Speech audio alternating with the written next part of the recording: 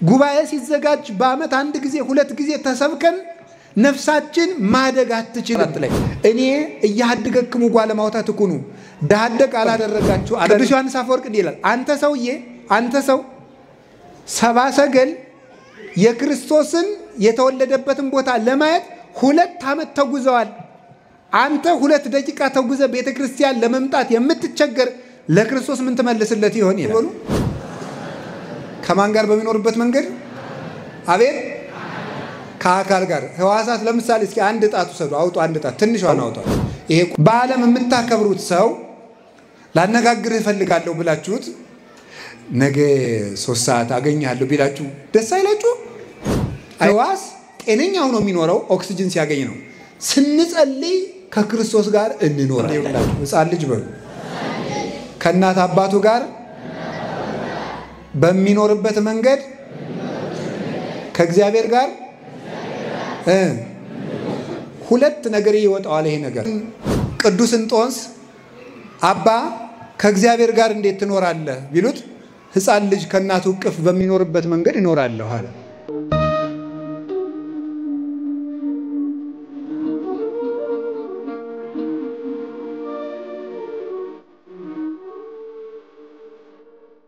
በስመ አብ ወወልድ ወመንፈስ ቅዱስ አሐዱ አምላክ። በስመ አብ ወወልድ ወመንፈስ ቅዱስ አሐዱ አምላክ።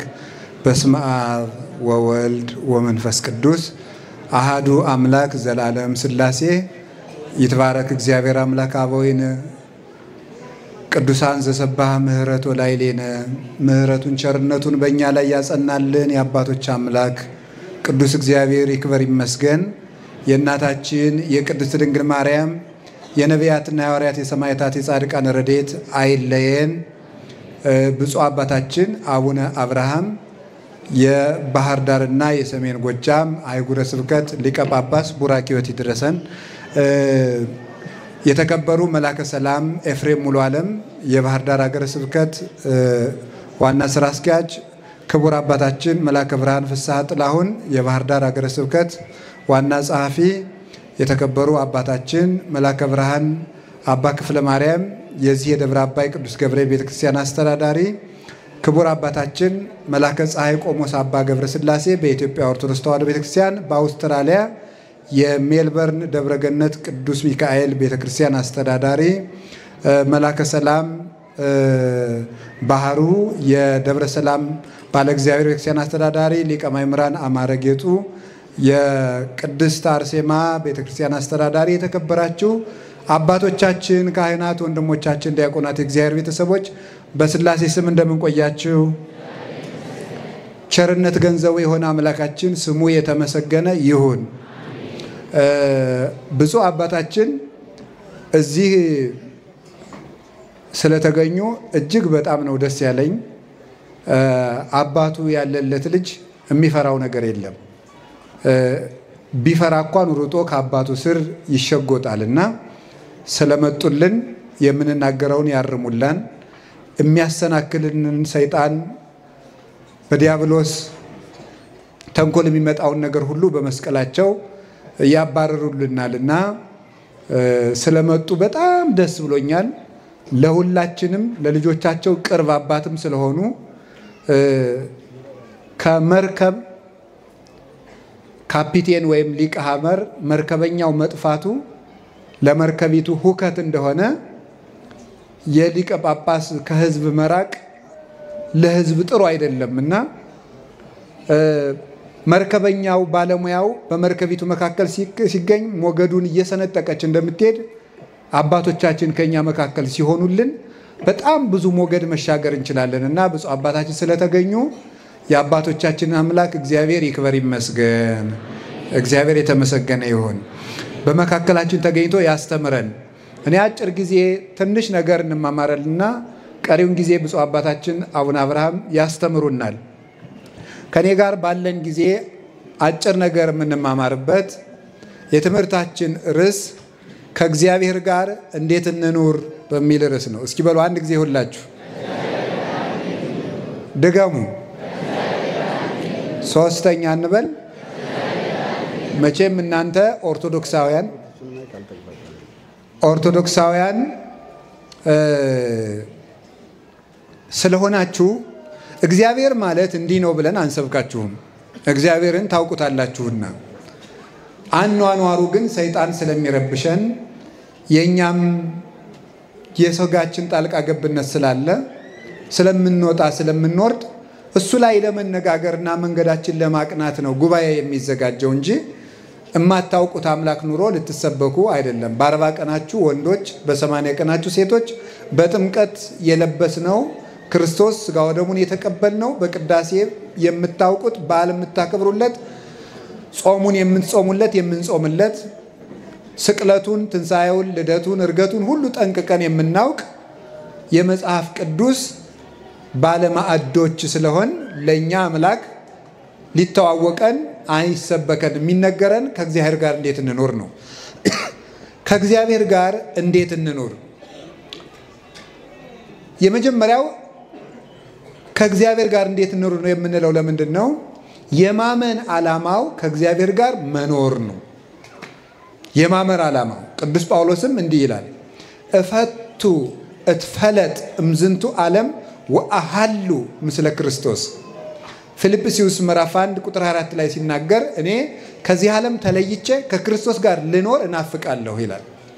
ስለዚህ የሃይማኖት ዓላማው ካመኑት አምላክ ጋር ማኖር ነው። ለምን ክርስቲያን ሆንኩ ብለን ብንጠይቅ መልሱ ከእግዚአብሔር ጋር ለመኖር ነው። ከሱ ጋር ለመኖር ነው። እሱም እንዳለ ምን ብሏል? እምከመ ተለአልኩ አነ ስህብ ኩሎ ሀቤ፣ እኔ ከፍ ብዬ ከተሰቀልኩ በኋላ እናንተንም ወደ እኔ እስባችኋለሁ ብሎ ነበረ። እንግዲህ ራስ ከፍ ሲል እግር ራስን ተከትሎ አብሮ ከፍ እንደሚል ክርስቶስ ሲሰቀል ከኋላም ሲያርግ እኛንም እንደሚስበን ሲነግረን ነው። ሊቁ ቅዱስ ዮሐንስ አፈወርቅ እንደነገረን ሀባሃሎ ርዕስ ህየ ይሄሉ አባል፣ ራስ ካለበት ሌሎች ሕዋሳትም ተከትለው ሄዶ ይኖራሉ ይላል። ጌታችን መድኃኒታችን ኢየሱስ ክርስቶስ ደግሞ ርዕሰ ሕይወት የሕይወታችን ራስ ነው። የሕይወታችን ራስ ስለሆነ ራስ ካለበት እግር ተከትሎ እንደሚገባው ክርስቶስ የቤተ ክርስቲያን ራስ ስለሆነ እሱ ከገባበት ሀገር ሄደን ገብተን እንኖራለን። የተሰበሰብንበት ዓላማ የምንጸልይበት፣ የምንጾምበት፣ የምንሰግድበት፣ የምንታረቅበት፣ ፍቅርን ገንዘብ የምናደርግበት፣ በጎ ስራ የምንሰራበት፣ የምንመጸውትበት፣ ትርምትን ገንዘብ የምናደርግበት፣ ክርስቲያን ሆነን የምንኖርበት ዋናው ነገር ክርስቶስ ካለበት ለመግባት ከክርስቶስ ጋር ለመኖር ነው። እንደዚያ ከሆነ ከክርስቶስ ጋር እንዴት ብለን እንኖር የሚለውን ትንሽ ነገር ልንገራችሁ እፈልጋለሁ።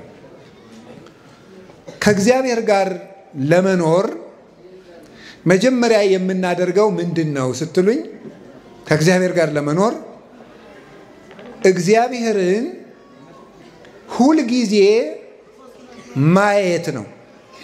እግዚአብሔርን ሁልጊዜ ማየት።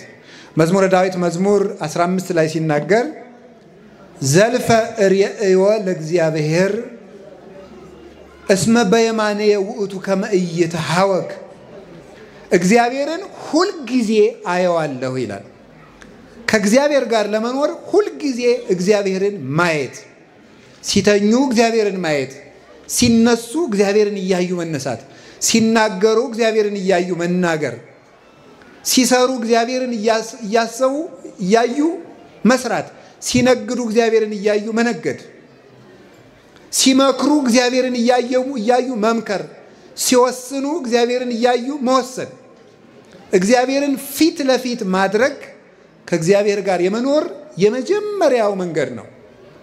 እንዲህ ይላል ኤልያስ ሲናገር ሕያው እግዚአብሔር አምላከ ኃይል ዘቆምኩ ቅድሜሁ ይላል።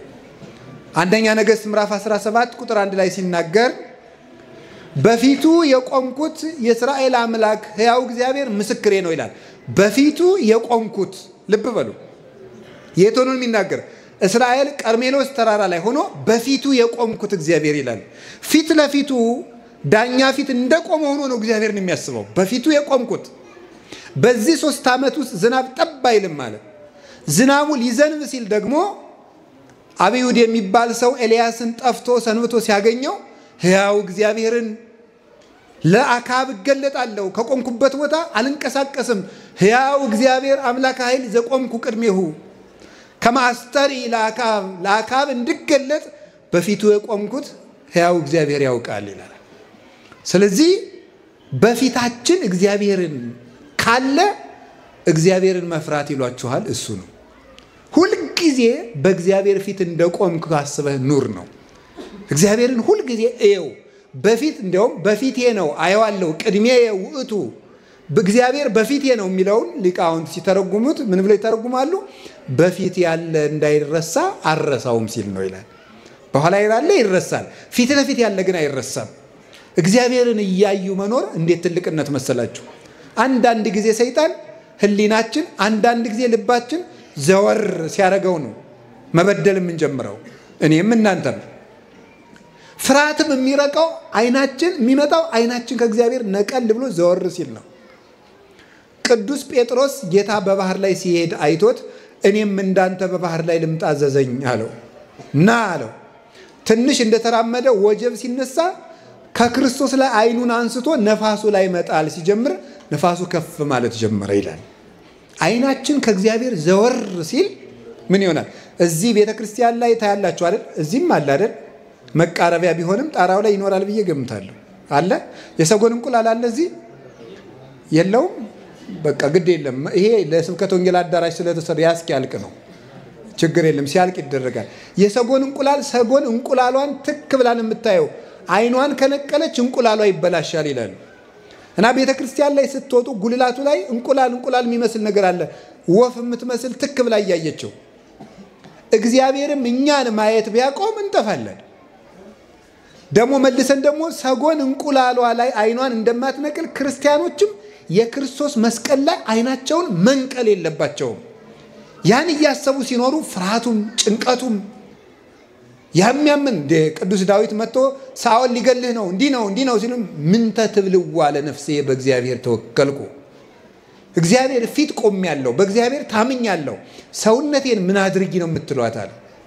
እግዚአብሔርን የሚያይ ሰው ነፋስ አይታየው እሳት አይታየው ለቅዱስ ጊዮርጊስ ሰይፍ አይታየው መንኮራኩር አይታየው መንኮራኩሩን አልፎ ክርስቶስ ይታየዋል።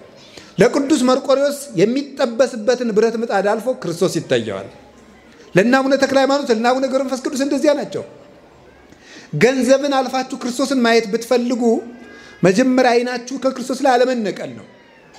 ያንን ነው እግዚአብሔር ጋር ለመኖር መጀመሪያ እግዚአብሔርን እያየን መኖር ነው።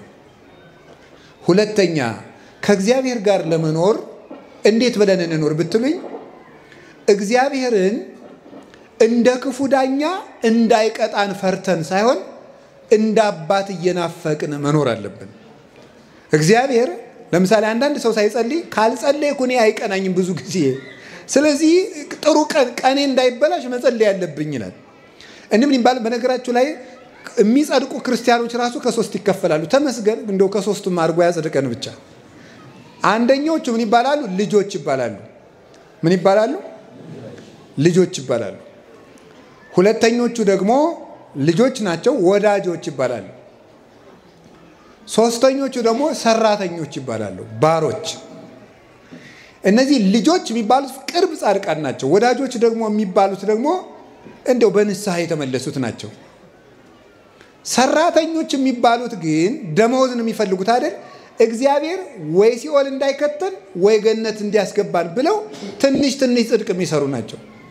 ተመስገን ሰራተኛ ሙነን ያጽድቀን ብቻ ይማረን እንጂ እንደው ግን ልጅ ስንሆን ነው የሚያምርብን። ምንደኛ ስንሆን አያምርብንም፣ ልጅ ስንሆን ነው። እና እግዚአብሔርን ሲኦል እንዳይከተኝ እግዚአብሔር ገሃነም እንዳይጠለኝ እንዲህ ያልን ሳይሆን እግዚአብሔር እየጠማን ሲሆን ነው። እየጠማን እንደውም ልንገራችሁ ሰው እየጾመ እግዚአብሔር ላይኖር ይችላል። ሰው እየጸለየ እግዚአብሔር ላይሆን ይችላል። ሰው እየሰገደ እግዚአብሔር ላይሆን ይችላል። ለምን? ክርስትና ተግባር ብቻ ሳይሆን ፍቅር ነው። ድርጊት አይደለም። ጉዳይን አከናውኖ መሮጥ አይደለም። ከእግዚአብሔር ጋር በፍቅር መዛመድ መገመድ ነው። ቅዱስ ጳውሎስ ሲጽፍ ብዙ ጊዜ ሲጽፍ መልእክቱን ጳውሎስ ሙቁሁ ለክርስቶስ ይላል። የክርስቶስ እስረኛ ጳውሎስ ይላል። በፍቅሩ የታሰረ ማለት ነው። በፍቅሩ የታሰረ አባ ስምዖን ዘአምድ የሚባል አባት የሕማማት የሚነበብ ምንባቡ ላይ ምን ይላል? ምንድን ነው? ክርስቶስ ወልደ እግዚአብሔር ሕያው በከመ ተአሰርከ አንተ በሀብል ከማው እስረኒ በሀብል ፍቅርከ አንተ በሀብል ተይዘህ በለታል እንደተጎተትክ እኔንም በፍቅርህ ገመድ ሰረኝ ይላል። በገዳም ውስጥ አበምኔቱ አንድን መነኩሴ ሲያስር ቅናት የሚባል ያስርለታል። ያን ሲያስርለት ይሄን መነኩሴ እኔ በቅናት እንዳሰርኩት ክርስቶስ ወይ አንተም በፍቅርህ ገመድ ሰረው ይላል። ስለዚህ ክርስትና ወይም ሃይማኖት እግዚአብሔርን መጣማት ነው እንጂ እግዚአብሔርን እንደ ክፉ ዳኛ እንደ ጨካኝ ንጉሥ እየተንቀለቀልና የምንፈራው ፍቅሩን እንዳናጣ ነው እንጂ ጨካኝ ስለሆነ አይደለም። ስለዚህ ምን አለ ቅዱስ ዳዊት ከመያፈቅር ሀየል ሀባን ቂተማት ማያት ከማሁ ታፈቅር ነፍሴ ሀበ እግዚአብሔር አምላኬ ዋሊያ ወደ ውሃ እንደሚናፍቅ ነፍሴ እግዚአብሔርን ተጠማች ይላል።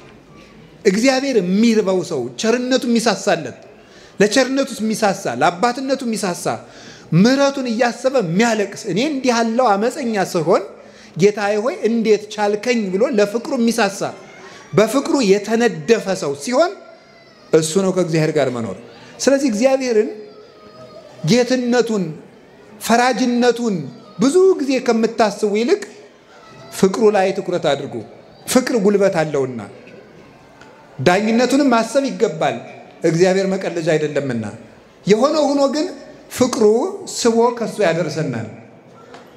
ስለዚህ እግዚአብሔር ሰዎች ከእግዚአብሔር ጋር ለመኖር ምን እናድርግ ስትሉ ግዴታ ሆኖብን አንድ ነገር አናድርግ። ምን ሆኖብን እናድርግ? ፍቅር ሆኖብን ስትጸልዩ ረፍዶባችሁ ብታገኙት ወይ እንግዲህ 2 ሰዓት ሆኗል እንግዲህ ሁሉ እስከምደግም አትበሉ። በፍቅር አንዲቱን አቡነ ዘበሰማያት ደግማችሁ ውጡ። እግዚአብሔር በፍቅር የምትሆን ነገር ይሄን ደግሞ ጸሎት ለማሳጠር አትጠቀሙበት። መጠቀም ያለብን እግዚአብሔር የሚፈልገው ቀመር ሳይሆን ፍቅር ነው የሚፈልገው። ፍቅር ይቀድማል።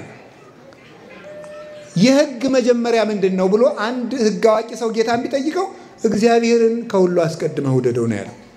እግዚአብሔር ምንድነው ከኛ የሚፈልገው? እንድንወደው ብቻ። እንድንወደው የሚፈልገው ምን እንድንሰጠው ነው? ምንም እንድንሰጠው አይደለም። ጸጋውን ለመቀበል እኛ እንደሚወደን እርግጠኛ የሆነ ልብ እንዲኖረን ብቻ ነው እግዚአብሔር የሚፈልገው። ያንን ነው የሚፈልግ እግዚአብሔር። ስለዚህ ከእግዚአብሔር ጋር ለመኖር ሁለተኛ እየሳሳን እንጂ እንደ ክፉ ንጉሥ እየተጨነቅን አይደለም መኖር ያለብን። ይሄ ሁለተኛው ነው። ሶስተኛው ከእግዚአብሔር ጋር ለመኖር ምን ሆነን እንኖር? ስራ ስንሰራ ጽድቅና ኩነኔን ተመሳሳይ ነው። በርግጥ ጽድቅና ኩነኔን ራይት ኤክስ እያልን ሕግን ለመፈጸም ሳይሆን ክርስቶስን እያሰብን እናድርገው። አሁን ደግሞ እያሰቡ ማድረግ ምን ማለት ይመስላችኋል? ለምሳሌ የሰበካ ጉባኤ አባል ክፍያ ብትከፍሉ ካልከፈልኩ በወልድ ክርስትና ያነሱልኝም ብሞት አይፈቱኝም ብላችሁ አይደለም መስጠት ያለባችሁ። ክርስቶስን ለክርስቶስ እንዴት መታደሌ ነው። አሁን እስኪ አሁን ያንዲት ሀገር ንጉሥ መጥቶ ካንዲት ድሃ ቤት ዛሬ ምሳ የምበላው ካንቺ ቤት ነው ቢል ወይ መከራዬ ደሞ እኔ ቤት ሊመጣብኝ ነው የምትለው? እንዴት ቢወደኝ ነው የምትለው? አንዲት ድሃ ሴት እንደውም አንድ ሙክት አንድ ሰው ቢያርድና አንድ ድሃ ሰው ቆሎ ቆልቶ ቢያቀርብና እኔ ይሄን ቆሎ ነው የምበላ አንተ ዛሬ ቆሎ እንድትሰጠኝ እፈልጋለሁ ቢል ምንም የማይቸግረው ንጉሥ ባለጸጋ ምን አይነት ሰው የሚወድ ሰው ነው አሁን የኔን ቆሎ ሰው ብሎ ይቀበለኝ አትሉ? አሁን እግዚአብሔር ከኛ ሳንቲም ሲጠይቅ አይገርማችሁም? እንዴት አድርጎ ቢወደኝ ነው ማለት ሲገባል ግዴታ አይደል? እንዴት አደርጋለሁ ሳይሆን መሆን ያለበት ምንድነው? ማሰብ ያለብን ክርስቶስን እያሰብን ግዴታችንን እያሰብን ጽድቅና ኩነኔን እያሰብን ማድረግ አለብኝ። አብይ ጾም ገብቷል። ምን አረጋለሁ? 9 ሰዓት መሆን አለበት። 10 መክፈል አለብኝ። ምን አረጋለሁ? እግዚአብሔርን ከሚከፈው ከገሌ ጋር ልታረቅ አይደለም መሆን ያለበት። መሆን ያለበት እግዚአብሔርን እያሰብን እወስራዩ ይሰሪ ለክሙ እወህድጉ ያድግ ለክሙ እናንተም ተው ይተውላችኋል፣ እናንተም ይቅር በሉ ይቅር። እኔ እግዚአብሔር ይሄን ያህል ዓመት ከተሸከመኝ ወንድሜን እህቴን 3 ወር ብታገሰስ ብሸከምስ ብለን ማድረግ ያለብን። ክርስቶስን እያሰብን ካደረግነው ምንም ጽድቅ አይሰለቸንም፣ ወጥተንም ከቤተ ክርስቲያን አንጠፋም። ክርስቶስን አስበን ከሆነ ቤተክርስቲያን የመጣን ሰበካ ጉባኤው ቢያስከፋን አንወጣም፣ አለቃው ቢያስከፋን አንወጣም፣ ሰባኪው ቢያስከፋን አንወጣም። አኩርፈን የምንጠፋው መጀመሪያም ዓላማችን ጽድቅና ኩነኔ ብቻ ገሃነም እንዳይበላን ገነት እንድንገባ ነው እንጂ የክርስቶስን ሐሳብ እያሰብን አምላኬን ላገኝ እሄዳለሁ እያልን ስለማንመጣ ነው። አመጣጣችን መስተካከል ስለነበረበት በስህተት ስለመጣን በስህተቱ ከቤቱ እንወጣለን። እግዚአብሔርን ብሎ የመጣ ግን ምን ብሎ ከአባቱ ቤት ይወጣል? ምን ብሎ ማን ብሎ ማን በጎሬጥ ባየው ማን ፊት ቢነሳው ማን ግንባር ቢቆጥርበት ቤቱ አይወጣም። የአባቱ ቤት ነው። ማን ከአባቱ ቤት በቀላሉ ይወጣል? ስለዚህ ስንመጣ እግዚአብሔርን ብለን እንመጣ። ሰው ብለን ስላልመጣን ሰው በሰው ምክንያትም ከቤቱ ለምን እንወጣለን? በቤት እንኑር። ሰው ይደክማል፣ ይወጣል፣ ይነሳል፣ ያድጋል። እሱ ነው። ሌላው ከእግዚአብሔር ጋር ለመኖር ምን እናድርግ? ከእግዚአብሔር ጋር ለመኖር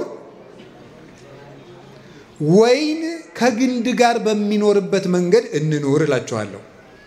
ወይን ከግንድ ጋር በሚኖርበት መንገድ የዮሐንስ ወንጌል ምዕራፍ 15 ቁጥር 4 ላይ ታገኙታላችሁ። እንዲህ ብሎ ይናገራል። አነ ውእቱ ሐረገ ወይን ዘጽድቅ ወአነ ወአቡየ ተካሊሁ ወአንትሙ አይጹቂሁ። እኔ የወይን ሐረግ ነኝ፣ የወይን ግንድ ነኝ፣ እናንተ ቅርንጫፍ ናችሁ። ቅርንጫፍ በግንዱ የኖረ እንደሆነ ያፈራል። እናንተም ንበሩ ብየ ወአነ ብክሙ። እናንተ በእኔ ኑሩ እኔም በእናንተ እኖራለሁ። እንደዚህ የሆነ እንደሆነሳ ዝቅ ብሎ ቁጥር 10 ላይ ርእሴክሙ ከመ ትሁሩ ወፍሬ ትፍረዩ ወውእቱ ፍሬክሙ ይነብር ለዓለም። ፍሬ እንድታፈሩ አደርጋችኋለሁ። ምን የሆነ እንደሆነ ከኔ ጋር የኖራችሁ እንደሆነ ከኔ ጋር የኖራችሁ እንደሆነ። ስለዚህ ከክርስቶስ ጋር እንደምንኖረው ምንድነው? ቅርንጫፍ ከግንዱ በሚኖርበት መንገድ። ከቅርንጫፍ ከግንዱ ምንድነው የሚያደርገው? ይመገባል። ማዕድን ይመገባል። የሚያስፈልገውን ንጥረ ነገር ለማበብ የሚሆነውን ቅጠሉ እንዲያድግ ቅርንጫፍ እንዲያወጣ የሚያደርገውን ሌሎች ትንሽ ቅርንጫፎች እንዲያወጣ የሚያደርገውን እንዲያብብ የሚያደርገውን እንዲያፈራ የሚያደርገውን መዓዛ እንዲያገኝ የሚያደርገውን ጠንካራ የሚያደርገውን ነገር ሁሉ ከግንዱ ይወስዳል። ቅርንጫፉ ግን ቢቆረጥ ወደ እሳት ይጣላል፣ ይደርቃልም፣ ባይጣልም ይበሰብሳል፣ ምስጥ ይበላዋል። ከግንዱ ያለ ቅርንጫፍ ግን ያፈራል። ስለዚህ ምንድነው? እኛም ከክርስቶስ ጋር ቅርንጫፍ ከግንድ ጋር በሚኖርበት መንገድ እንኑር። ምን እያደረግን? የሱን ምግብ መመገብ አለብን። ቅርንጫፉ ከግንዱ መመገብ ቢያቆምስ ይቆረጣል፣ ተዘንጥሎ ወይም ደግሞ ተከፍሎ ይወድቃል። ከክርስቶስ እንዳንለይ እንመገብ። ምን እንመገብ? ስጋውና ደሙን። ምን እንመገብ? ቃለ እግዚአብሔርን፣ ሁልጊዜ ወንጌሉን መመገብ። አያችሁ አይደለም? እነዚህ ቅርንጫፎች ያደጉት ከግንዱ የሚመጣላቸውን ወተት እየጠጡ ነው ያደጉት። ክርስቶስ እኛን የሚያሳድግበት ወተት አለው። አንደኛ ጴጥሮስ ምዕራፍ 2 ላይ እንደነገረን አፍቅሩ ሐሊበ ነባቤ ዘአልቦቱ ትውስት፣ ቅልቅል የሌለበትን ለድህነት የሚያሳድጋችሁን የቃሉን ወተት ተመኙ ይላል። በየቀኑ መጽሐፍ ቅዱስን ማንበብና መማር ያሳድጋል።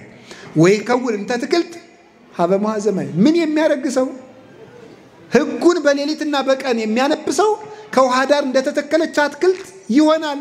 ፍሬውን በየጊዜው እንደሚሰጥ ቅጠሉ እንደማይጠወልግ ይሆናል ይላል መዝሙር ምዕራፍ 1 ላይ ቅዱስ ዳዊት ሲናገር።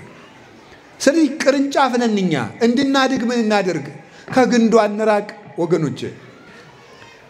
ቅርንጫፍ ነን። ምን እናድርግ? ምግብ እንውሰድ። ምግብ እንውሰድ። አንድ ቅዱስ ሥጋው ክቡር ደሙ ነው። 2 ቃለ እግዚአብሔር በየቀኑ መመገብ አለብን። በየቀኑ ጉባኤ ሲዘጋጅ በዓመት 1 ጊዜ 2 ጊዜ ተሰብከን ነፍሳችን ማደግ አትችልም። ልብ በሉ። አንድ ቅርንጫፍ ከግንዱ አሁን ብቻ ምግብ ቢወስድ ለነገ ጭምር ይሆነዋል? ለከርሞ ጭምር ይሆነዋል? አይሆነውም። በየቀኑ ነው የሚመገበው። ቃለ እግዚአብሔር ምግባችን ነው። የምንጠይቀውም ሲሳየነ ዘለለ ዕለትነ ብለን ነው። የዕለት እንጀራችን ስጠን ዛሬ ብለን ነው። በየቀኑ 1 ምዕራፍ መጽሐፍ ቅዱስ ቢያንስ እስኪ አንብቡ፣ እንማር። ሁል ጊዜ ሲሲታነ ነፍስ ቃላቲሁ ለእግዚአብሔር እስመ ቃለ እግዚአብሔር ሲሳይ ዘበአማን ውእቱ። የእግዚአብሔር ቃል የነፍስ ምግብ ነው፣ እውነተኛም እንጀራዋ ነው። ተመጥኖ ምግብ ያላገኘ ስጋ ለራስ ፍልጠት ለሆድ ቁርጠት እንደሚጋለጠው ሁሉ ነፍስ ቃለ እግዚአብሔር የማትመገብ ነፍስ ሁልጊዜ ህመምተኛ ናት፣ ለፍሬ የማትበቃም። ስለዚህ ቅዱስ ስጋውን ክቡር ደሙንና ቃለ እግዚአብሔር መመገብን ሀብተ መንፈስ ቅዱስን መመገብን የመንፈስ ቅዱስ መመገብ አለ። ልታውቃላችሁ እንዲህ ብሎ ነበር ዮሐንስ ወንጌል ምዕራፍ 14 ላይ እኔ እያድገክሙ ጓለማውታት እኩኑ ዳደግ አላደርጋችሁም ብሎ ነበር።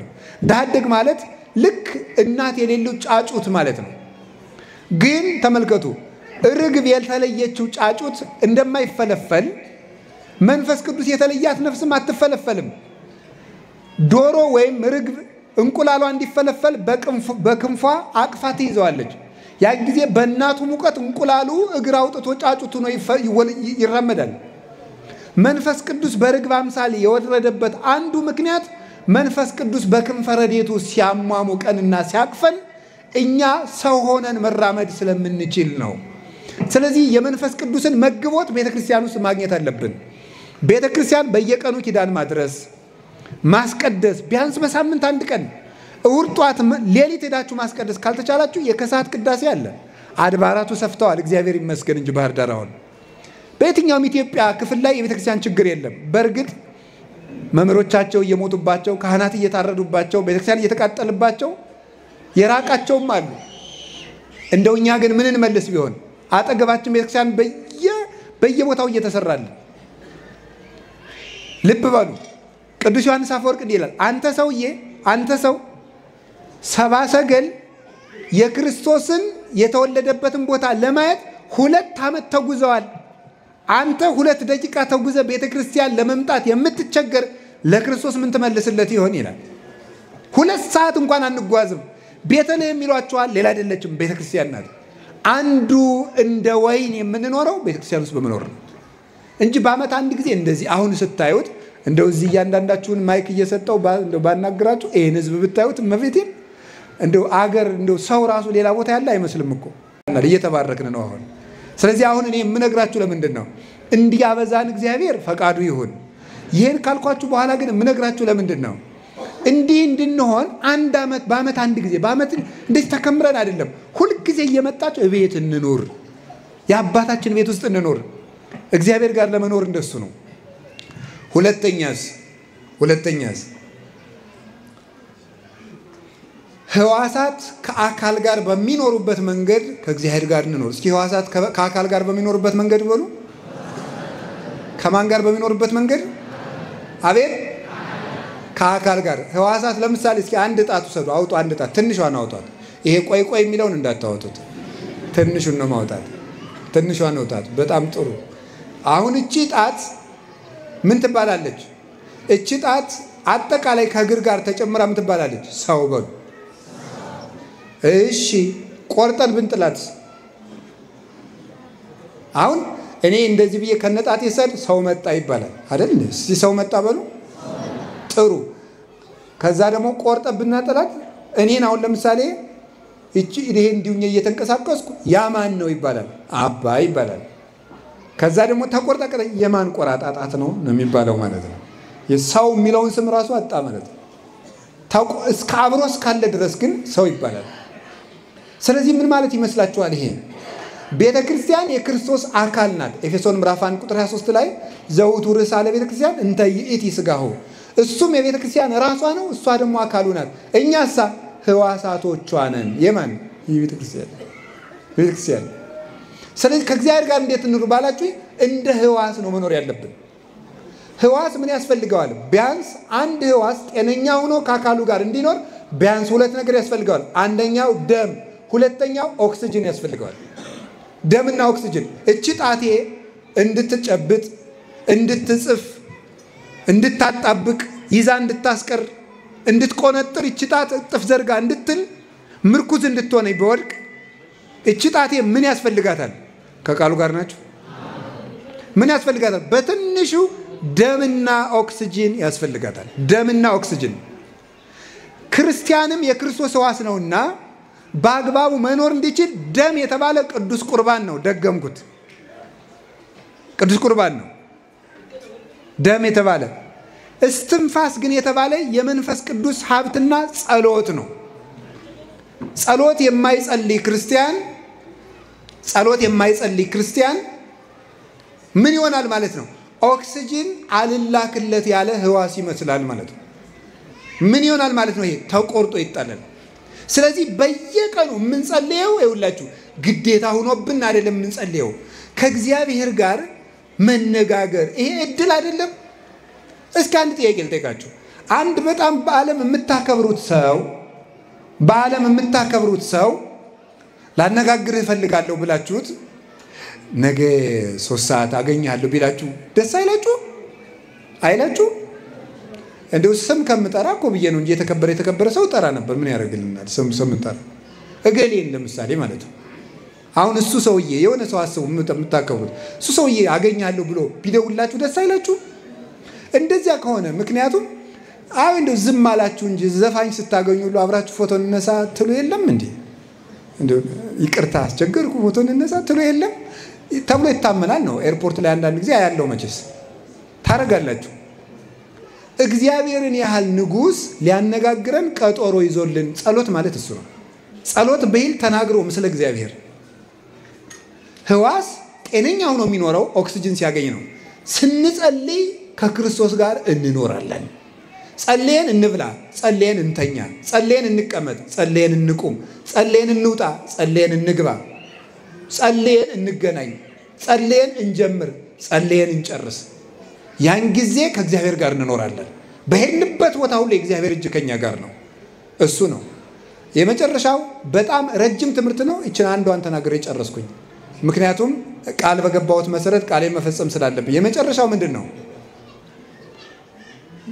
ሕፃን ልጅ ከአባትና ከእናቱ ጋር በሚኖርበት መንገድ ከእግዚአብሔር ጋር እንኖር። በሉ አንዴ ይሁንላችሁ። ሕፃን ልጅ በሉ ከእናት አባቱ ጋር በሚኖርበት መንገድ ከእግዚአብሔር ጋር ሁለት ነገር ይወጣዋል። ይሄ ነገር መዝሙር 8 ላይ እማፈ ደቂቁ ሕፃናት አስተዳሎ ከስባተ እሺ ሕፃን ልጅ እማፈ ደቂቁ ሕፃናት አስተዳሎ ከስባተ ከሕፃናት አንደበት ምን አዘጋጀ ይላል? ምስጋናን አዘጋጀ ይላል መዝሙር 8 ላይ። ከሕፃናት አንደበት ምስጋናን አዘጋጀ።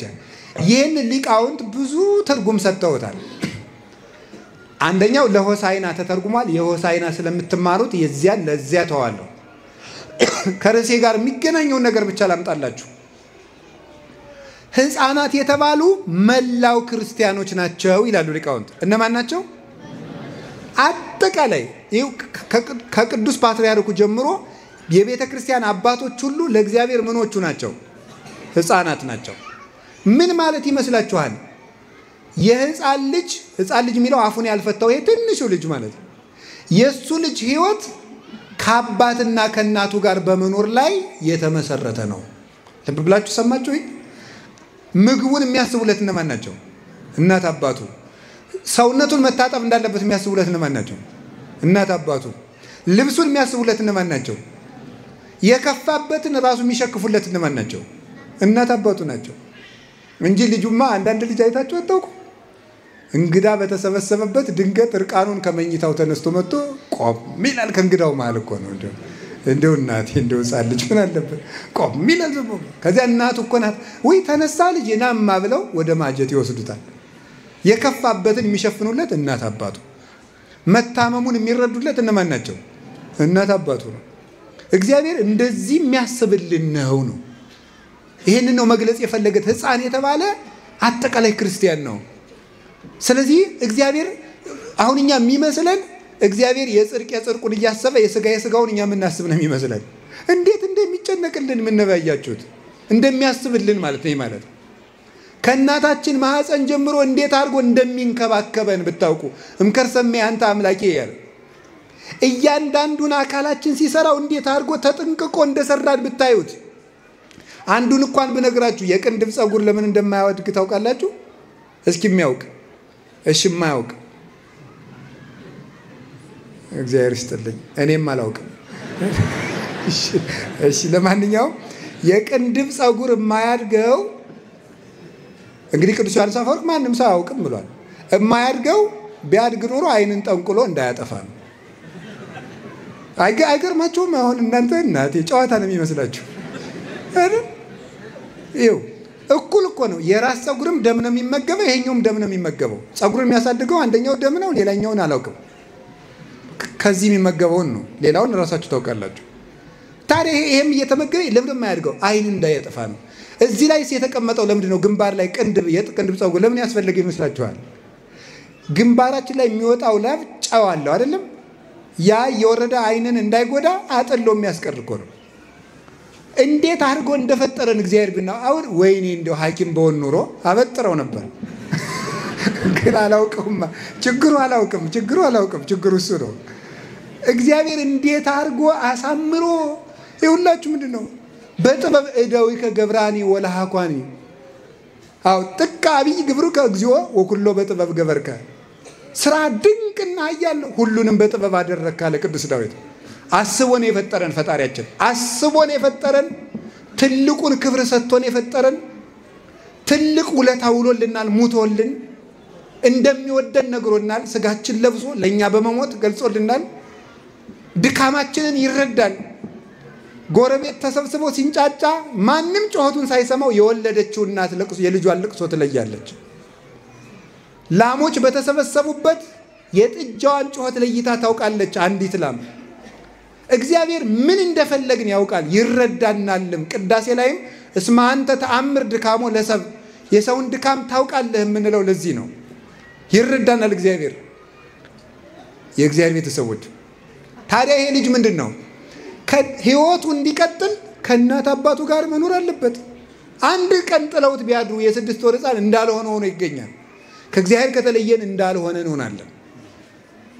የሕፃን ልጅ ማሸነፊያው ምንድነው? ለቅሶ ነው። የማይደፈረውን ጀግና ከወለደ ግን ልጁ ያንሸራሽረዋል። ሰዎች ጤና ይስጥልኝ ብለው የሚሰግዱለትን ሰውዬ ልጁ ግን ያሰግደዋል አልቅሶ። ሕፃን ልጅ ማለት ነው። ከወለደ ምን ጌታ ቢሆን ምን ንጉስ ቢሆን ለልጁ የማይጎነበስ ማን አለ? ለልጁ አንገቱን የማይደፋ ማን አለ? ልጅ ነው።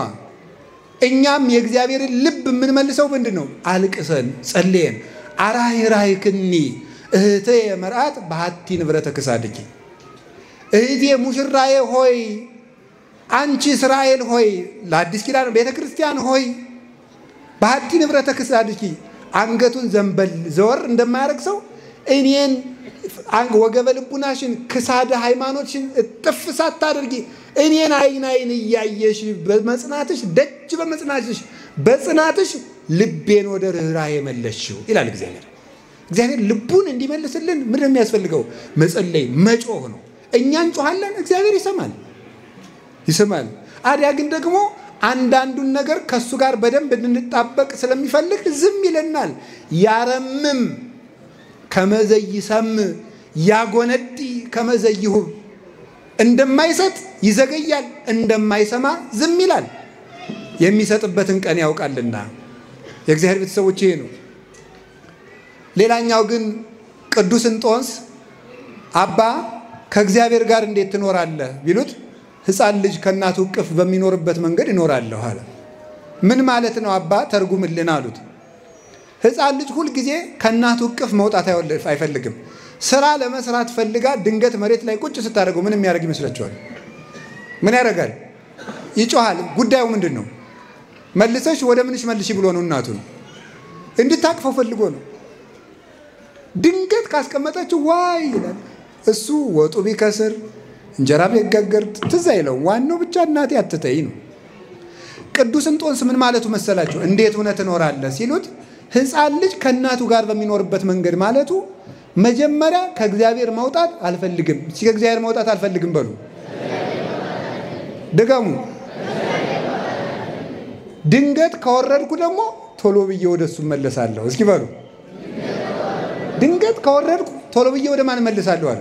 ወደ እግዚአብሔር መለሳለሁ። እንዲያቅፈኝም አለቅሳለሁ ይላል። ቶሎ ብዬ ሮጬ መለሳለሁ ይላል። ሕፃን ልጅ አንዳንድ ሕፃን ልጅ አይታችሁ አታውቁም? ያላቁም ይሄድና ከጎረቤት ልጅ ጋር ይጣላል። እስኪ ግጠመኝ ና ግጠመኝ ጎንድ ላለው ምናምን ይላል። ሲመጣበት ሮጦ እናቱ ስር ሮጦ አባቱ ስር ነው። አንዳንድ ጊዜ ሰይጣን ወደማይጠቅመን ነገር ወጣ ያረገናል። አንዳንድ ጊዜ ከተቀመጥንበት ሰገነት ያወርደናል። ሁላችንም አሽቶ ይቆረጥመናል። ምን እናድርግ? ባንወርድ ጥሩ ነው ከእግዚአብሔር። ወርደን ከተገኘን ፈጥነን እንመለስ። እጆቹ ለምሕረት የተዘረጉ ናቸው። ማንንም አቅፈው ይቀበላሉ። በዕለተ ዓርብ የዘረጋቸው እኮ አይሁድ እጆቹን አስገድደውት አይደለም፣ እኛን ለመቀበል ለምሕረት የተዘጋጀ እጅ እንዳለው ሲነግረን ነው እንጂ። ስለዚህ እግዚአብሔር እንደ ሁላችንንም ሲሆን እንዳንወርድ ይጠብቀን። ከወረድን ደግሞ ፈጥኖ ያንሳን መድኃኔዓለም። ይቆየኝ። ስብሐት ለእግዚአብሔር።